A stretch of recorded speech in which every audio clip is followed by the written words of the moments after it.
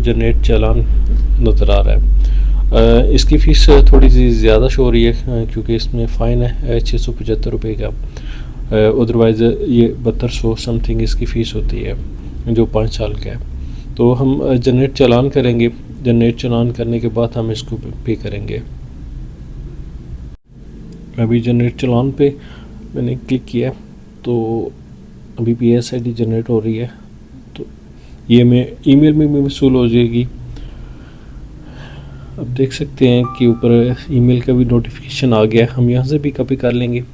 Copy करने के बाद आप इसको बैक जाके अब देखें कि अनपेड आ रहा है। अब दोबारा इजी पैसा को हम ओपन करेंगे कि इसको जैसे पे करना है, और पे करने के बाद मैं दोबारा आपको बताऊंगा कि इसकी उसके बाद क्या पोजीशन, क्या स्टेटस होता है। मैं पहले साइन इन करूंगा। साइन इन करने के बाद नीचे सियाल के ऑप्शन में आप जाएंगे तो गवर्नमेंट फ़ीस होगी। गवर्नमेंट फ़ीस के ऊपर जो पंजाब व्हीकल टोकन टैक्स है इसी पे इसको भी जो इसकी PSID उसको पेश कर दें। नेक्स्ट करेंगे। नेक्स्ट करने के बाद आप देख सकते हैं कि वही फ़ीस सामने शो हो रही है।